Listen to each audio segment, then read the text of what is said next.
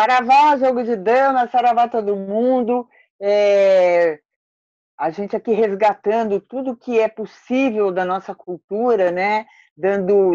Botando holofote em cima da cultura brasileira, enfim, da música, das letras, das artes plásticas, do cinema, do teatro. E hoje a gente vai falar com uma pessoa que faz um trabalho incrível, que eu acabei de conhecer, embora já tenha ouvido falar há algum tempo pela Poliana, que é o trabalho da Cris Dias, uma escritora de livros infantis com mais de 10 livros já publicados e que, além dos livros, tem projetos incríveis. Saravá, Cris, bem-vinda ao Jogo de Damas. Obrigada, Niobe. É um prazer aqui poder falar um pouquinho do trabalho, compartilhar aí tentar, ninguém solta a mão de ninguém, né? Eu acho que a gente tem que estar conectando ideias para a gente segurar essa onda. É isso aí. Cris, eu só vou te pedir uma gentileza de falar um pouquinho mais alto, porque eu acho que meu som está mais alto que o seu. E okay. Aqui a estrela é o convidado, não eu. Cris, eu sei, eu estava lendo sobre seus projetos, né? O projeto Combina e o projeto Revolução Falada, que são voltados para as crianças. Eu tenho primeiro uma curiosidade, eu também sou muito fã de literatura, eu gosto muito de escrever, enfim. Primeiro eu tenho uma curiosidade, existe uma literatura infantil ou a literatura é literatura e serve para adultos e crianças? Sabe que um dia eu estava conversando com os alunos, uns estudantes, crianças, e um menino me pergunta assim, tu escreve literatura infantil? Eu digo, sim, eu escrevo literatura infantil. E ele fez uma carinha de decepção. E eu pensei, bom, vou continuar essa conversa para ver o que está acontecendo aqui. Eu digo, não, qual é o teu problema? O que houve? O que tu não gostou da minha resposta? E ele disse assim, é que a minha avó estava louca para ler esse livro. Oh. E eu pensei, eu digo, bom. E aí eu me dei conta de uma coisa. Eu não escrevo literatura infantil. Eu escrevo literatura para a infância, independente da idade do leitor. Né? Então, a avó pôde ver porque a infância da avó estava viva. Né? E o que me interessa nisso? Que é o que me interessa na vida também. A gente tem uma infância. A gente... independente da idade que a gente tem uma juventude independente da idade e a gente tem uma maturidade independente da idade. O que acontece? Qual é a vida boa? É a vida que eu consigo ter toda a linhagem inteira. Então, eu posso ser criança às vezes, eu posso ser criança num momento do meu dia, eu posso ser criança, posso ser jovem num outro momento, eu posso ser madura noutra hora. Então, na verdade, escrever literatura infantil é escrever literatura para a criança, para a infância que todo mundo tem, né? Então, o que acontece? Tem uma confusão que acontece com relação à literatura infantil, à literatura. Tem livros ilustrados e livros que não são ilustrados. Os meus livros são ilustrados.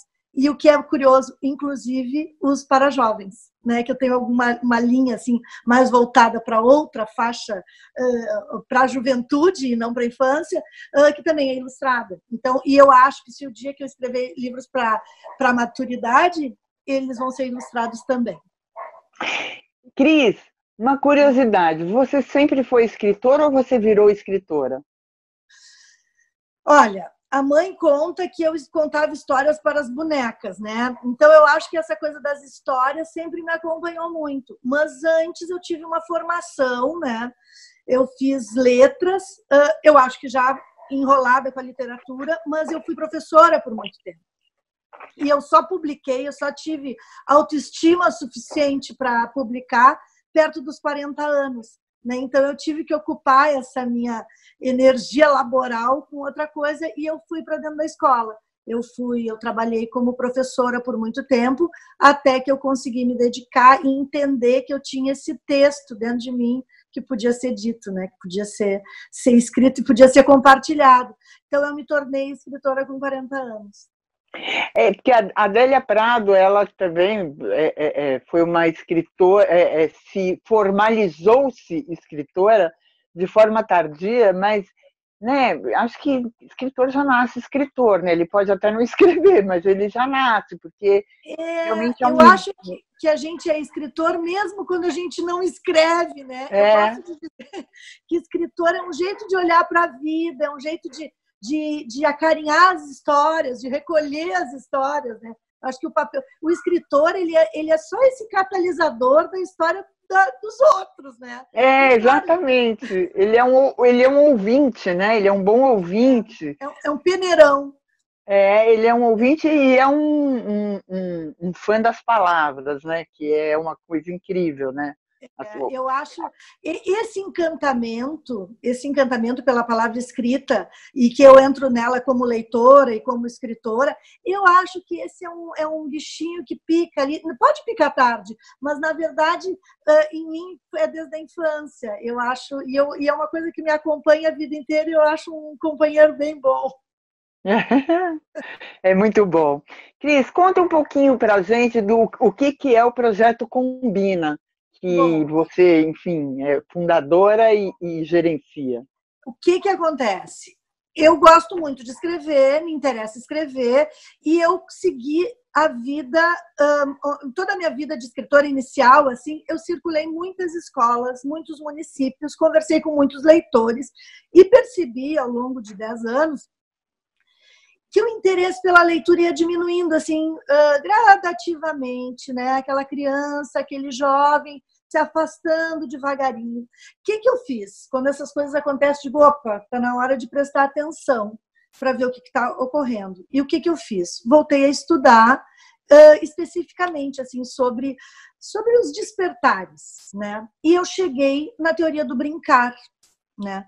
Quando eu cheguei na teoria do brincar, o que acontece? Tem alguns autores que dizem o seguinte: o botão que tu aciona ao brincar, ao transformar um objeto em brinquedo, é o mesmo botão que nos aproxima da subjetividade, que é a matéria-prima da literatura.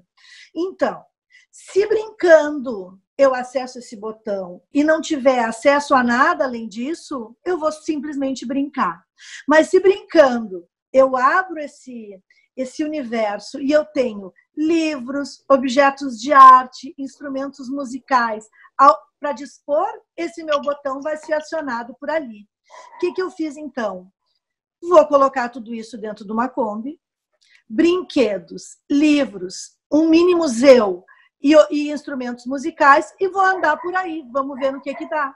Então eu comecei isso, a gente espalha ilhas, né, de arte integrada, e tem uns brincadores, e eu brincando junto, e nós vamos ver o que acontece. A experiência, a gente fechou 5 anos de projeto. O Brincar é um projeto de leitura. Eu digo isso sem medo de errar. Então, a Combina, ela surge, o nome Combina é porque brinca com a palavra Kombi, né, que ela começa com K, mas é aqui, combina com artes, combina com literatura, combina com essa humanidade que a literatura nos oferece. Então, circular com a Combina, com esse conceito de arte integrada, é o que me acabou me acordando essa ideia de que os livros ainda têm espaço, né? E assim é que eu vou circulando, né? Então a Combina e os livros é como se fosse uma coisa só hoje na minha vida. Cris, você falou uma coisa muito interessante sobre o espaço do livro. Você vê que você vê essa disputa entre o livro e as tecnologias, o celular, a televisão, o computador? Você vê uma disputa aí? Eu gosto de fazer uma análise assim, ó. A literatura, ela é anterior ao livro. Porque pensa, o livro existe desde o Gutenberg ali, com a prensa e tal. Isso aí tem 400 anos. E é provável que a literatura sobreviva ao objeto livro. Então, quando a gente está falando dessa coisa que nos encanta, que é esse universo das histórias, a gente tem que esquecer o suporte. A gente tem que pensar na literatura como um objeto imortal. Ele suporta qualquer suporte. Então, quando a gente fala, eu acho sim que o livro e as tecnologias eles estão em confronto. Agora, a literatura não. A literatura é anterior ao livro e posterior, ela vai sobreviver. Desde que a gente não tenha um monte de preconceito com relação ao que está vindo. Porque imagina se os copistas e a literatura oral tivesse preconceito com relação ao livro. A gente não teria o livro. Né? E agora, claro. se a gente porque o livro lá atrás foi uma tecnologia, né? Foi uma tecnologia. E essa tecnologia tomou conta, realmente, a oralidade. Será que perdeu com a chegada do livro? Não, ela acrescentou, eu não sei direito, né? Tem que ver qual era o sentimento daquele contador de história naquele momento. A gente não sei se alguém já escreveu sobre isso, até acho que não. Mas, na verdade, hoje, com esse olhar que a gente tem que olhar para isso. A literatura, ela é mais importante que qualquer discussão relacionada ao seu suporte. O que temos que garantir é essa subjetividade e essa delícia que é estar com acesso a uma história nova. Como é que você vê nesse trabalho do Combina, né? Como é que você vê o contato das crianças com o livro? Pois é dessa maneira. A gente aciona pelo brincar e chega no livro. O que eu noto? Que aí eu já vou entrar um pouquinho no Revolução Falada, tá? Circulando com a Combina, uma vez eu percebi um menino que pegava um objeto de circo, era um malabar, e ele mexia naquele malabar. E mexia com dificuldade motora, né? E eu cheguei para ele, tem tanto material, e eu vi ele estava num misto de frustração e irritação e tal, e com aquele objeto. E eu disse, olha, pega outro material. Ele disse, não, eu preciso ficar aqui, eu preciso fazer isso. E eu disse, mas como? Por que tu precisa fazer isso? E ele disse, porque isso me dá um troço. Porque isso me dá um troço. E aí, quando ele falou essa palavra, eu entendi. É esse troço que a gente busca. E no contato com jovens nessa lida, eu vi que tinha um espaço que está sendo retirado do jovem, que a gente precisa, eles, antes de ler, eles precisam escrever. Antes de receber, eles precisam dar. E eles têm um monte de coisa para dar. O que eu fiz com isso? Digo, eu preciso ouvir essa gurizada. Abri um espaço, assim, era um grupo livre, só tinha um horário para a gente poder se organizar, que era uma vez por semana, 2 horas a gente sentava e ficava conversando sobre arte e sobre literatura. E aí começou a vir gente que não parava de tudo que é canto, e desse grupo que surgiu, a gente se encontrava na Casa de Cultura, numa salinha lá que nos deram, desse grupo saíram muitos poemas. E desses poemas surgiu este livrinho aqui, que se chama Dos que Ficaram, porque o grupo começou com um monte de gente e terminou com menos. Então, eles disseram que eles são um grupo dos que ficaram e que fizeram esse livro chamado Revolução Falada. E aí, por que Revolução Falada? Um dos poemas que eles escreveram... então eles escreviam e daí sempre traziam um link novo para um autor que tivesse alguma liga com aquilo que ele estava escrevendo naquele dia. Então, teve muitos poemas feministas, de cunho feminista, muitos poemas de cunho político, muitos poemas de amor, né? Então, a cada novo texto trazido por eles, tinha um espaço para entrar um novo livro. E o que aconteceu? Um dia eu levei eles para conversar com professores, né, que eu digo, queriam que eu falasse sobre formação de leitor e tal. Digo, eu vou levar uma galera. Cheguei lá e eles disseram que a escola andava demonizando o gosto pela leitura. Eles usaram essa palavra. E que ali eles se sentiam livres. E aí me deu uma sensação assim, ó, eles só chegaram no livro certo. Eles estão com o livro certo. Mas o que eles quiseram dizer, Cris, com essa a escola demonizando os livros? Porque você entendeu isso? Eu entendi. O fato de impor algumas leituras impedia que eles escolhessem as leituras. E a leitura é uma coisa muito individual. É o que bate e o que não bate. A gente não está falando de cumprir tarefa, a gente está falando de se emocionar diante de uma história. E eles tinham energia de sobra para se emocionar diante das histórias e talvez energia de menos para cumprir essa tarefa. Então, quando tu cumpre a tarefa, ao invés, contraditoriamente, de aproximar, tu cria um abismo. Né? E é isso você sabe que eu sempre pensei nisso em relação ao Machado de Assis, né, que acabou sendo demonizado pela juventude, porque as pessoas mandam você ler Machado de Assis com 13, 14, 15 anos. Não pode. As pessoas mal conhecem a história do Brasil ainda com essa idade, né? E quando conhecem, é uma história do Brasil bastante romantizada. E Machado de Assis é contextualizado dentro de uma realidade brasileira do final do século XIX, começa, né? Ele é ironia, enfim, um adolescente não tem condição. E acaba que todo mundo, odeia. Você fala com adolescente, eles acham Machado, em geral, claro, tem um, em geral eles acham Machado de Assis um horror, né? Porque ele é esquisito, é hermético. E é uma sacanagem que fazem com o Machado, que é isso que você está falando, né? As pessoas acabam perdendo a oportunidade de gostar. Sabe o que eu senti? Que assim, ó, claro, o professor esperto é o professor que vai ouvir o seu aluno e vai colocar vai orientar, vai iluminar esse caminho na formação do leitor, né?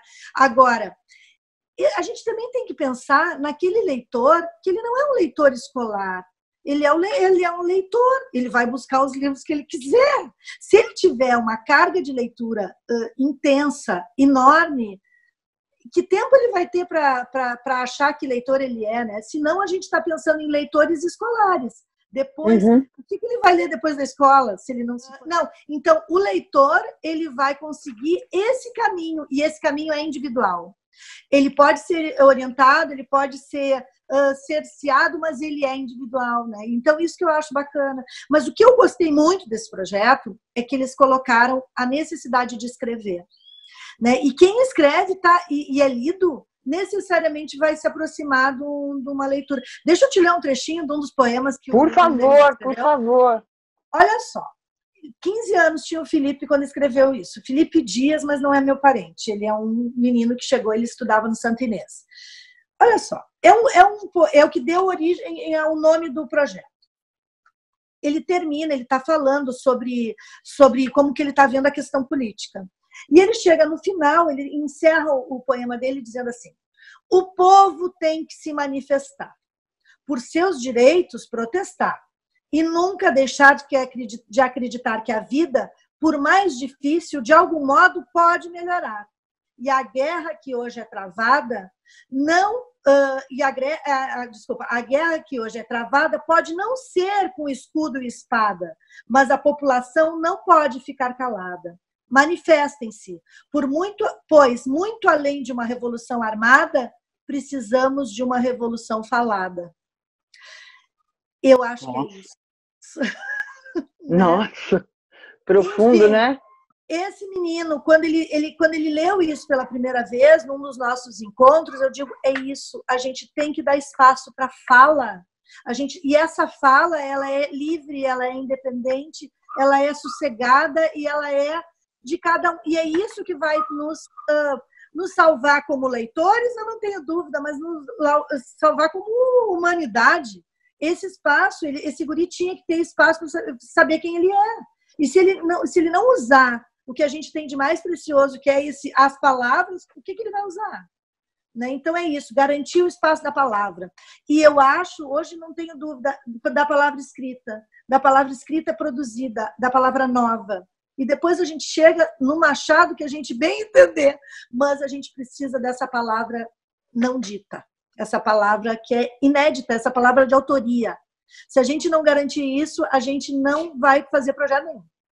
Né? Então, é isso, a ideia é essa. Então, esse guri, o que eu aprendi com esse grupo, né? E hoje esse projeto está se desdobrando.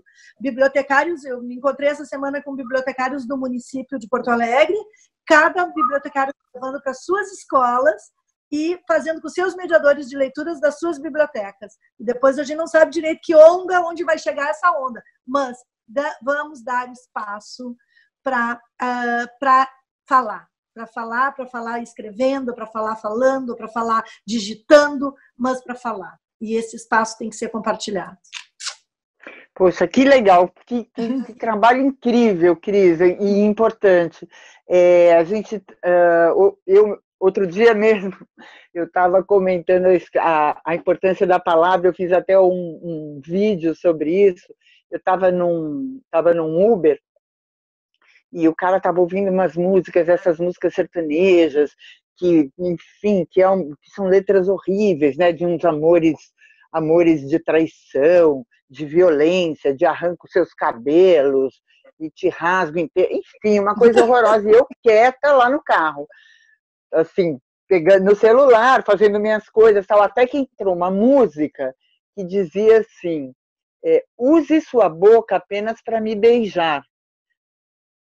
E aí, na música, ele dizia que a mulher falava muitas bobagens e que falava exatamente que as palavras dela eram lixo, que a boca maravilhosa, que ela tinha uma boca maravilhosa que só servia para beijar.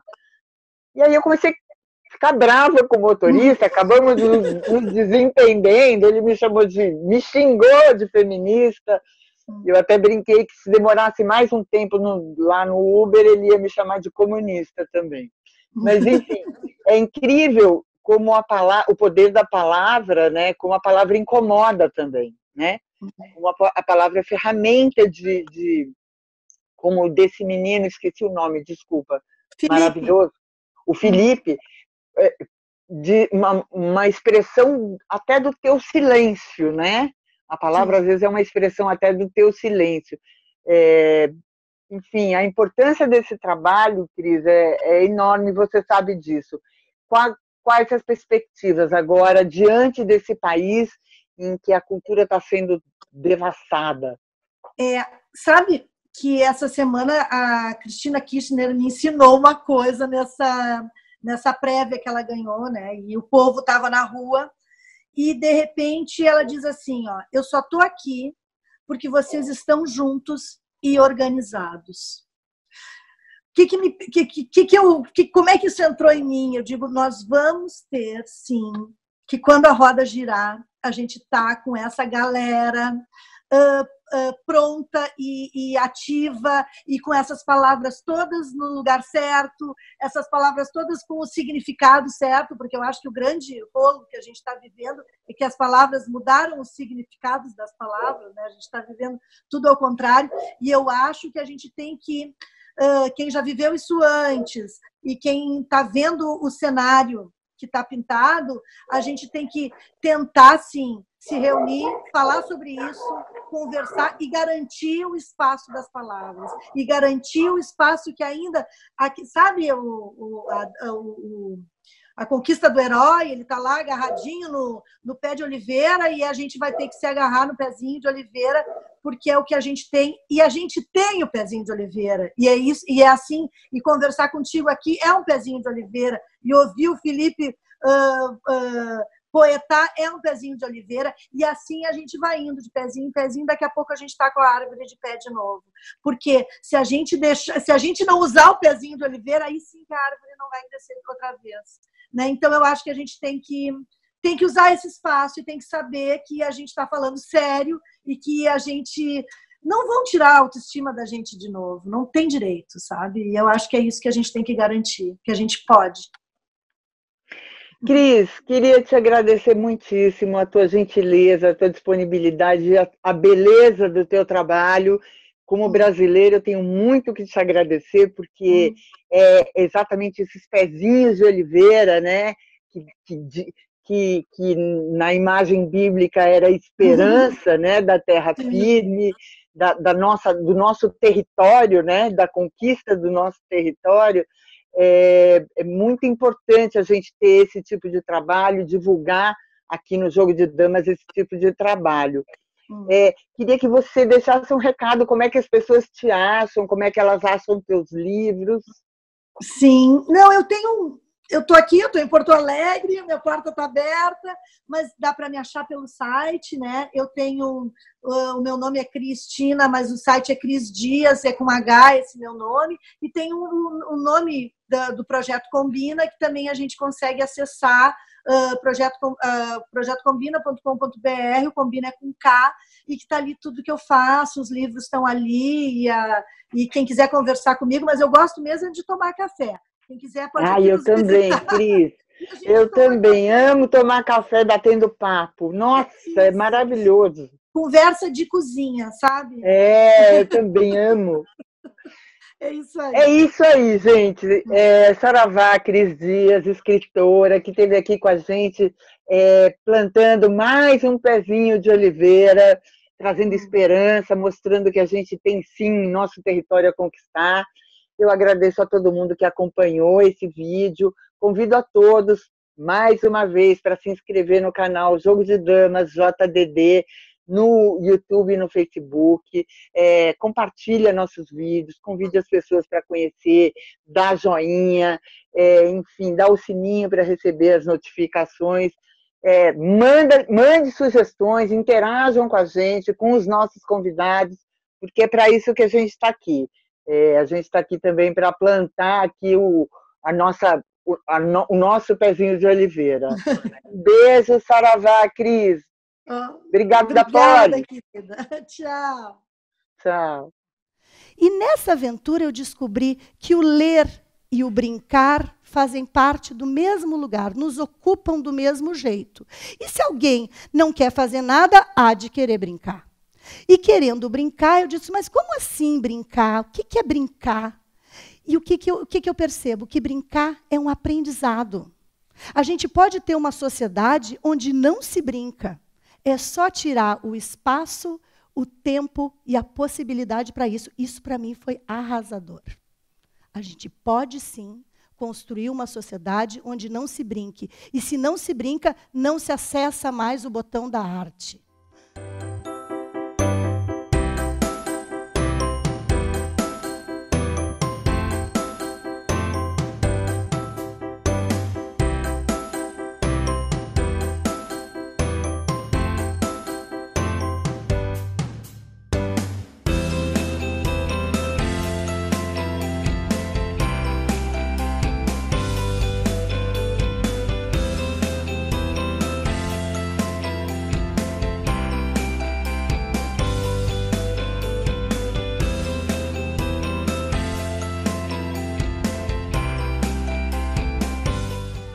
Milhares de corpos jogados nas terras, balas e mísseis caídos no chão, adubando o futuro de toda uma geração.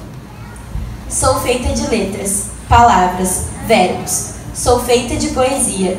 Sou poeta, confesso. Tenho um pedaço de cada verso impresso. Sou o que sou e um pouco do resto.